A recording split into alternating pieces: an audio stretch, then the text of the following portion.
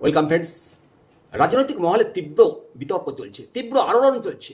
2026 নির্বাচন পরিবর্তন নাকি প্রত্যাবর্তন? তৃণমূল কংগ্রেস চতুর্থবারের জন্য কি আবার ক্ষমতায় ফিরে আসবে, নাকি খড়কুটোর মতো উড়ে যাবে? পরিবর্তন হবে, আলোচনা করব কি হতে চলেছে। 2026 পশ্চিমবঙ্গের বিধানসভা নির্বাচনে কোন পক্ষ জয়ী হবে তা এখনো নিশ্চিতভাবে বলা সম্ভব নয়।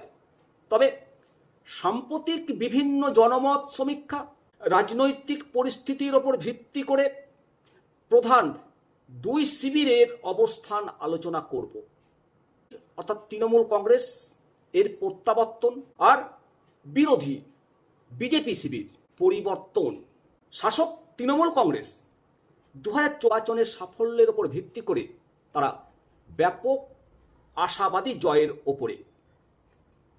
বেশ কয়েকটি সমীক্ষা অনুসারে মাননীয় মুখ্যমন্ত্রী মমতা ব্যানার্জির জনপ্রিয়তা এখনো অটুট এবং তৃণমূল কংগ্রেস 135 থেকে 145টি আসন পেতে পারে। বিশেষ করে মহিলা ভোটার এবং লক্ষ্মীর ভাণ্ডারের মতো জনকল্যাণমুখী প্রকল্পগুলো তার শক্তি যোগাচ্ছে। অপরদিকে বিজেপি প্রধান বিরোধী দল রাজ্যের ক্ষমতায় বড়সড় পরিবর্তনের লক্ষ্যে ঝাঁপিয়েছে। কিছু সমীক্ষায় দাবি করছে যে বিজেপি 125 থেকে 132, আবার কোনো কোনো এক্সিট পোল অনুসারে 150 থেকে 162 আসন নিয়ে সংখ্যাগরিষ্ঠতা অর্জন করতে পারে।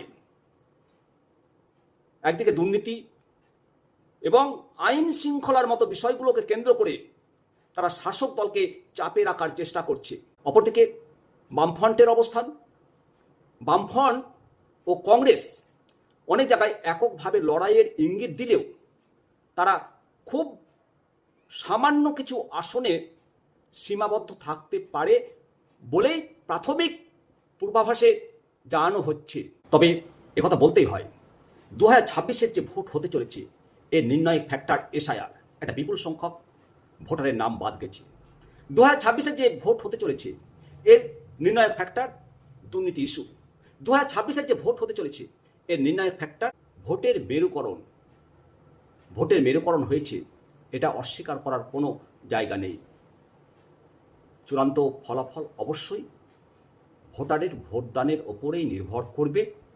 যেদিন ফলাফল ঘোষণা হবে সেদিনই প্রকৃত বোঝা যাবে পরিবর্তন নাকি প্রত্যাবর্তন। আপনি কি মনে করেন 2026 যে ভোট হতে চলেছে সেই ভোটে পরিবর্তন নাকি প্রত্যাবর্তন?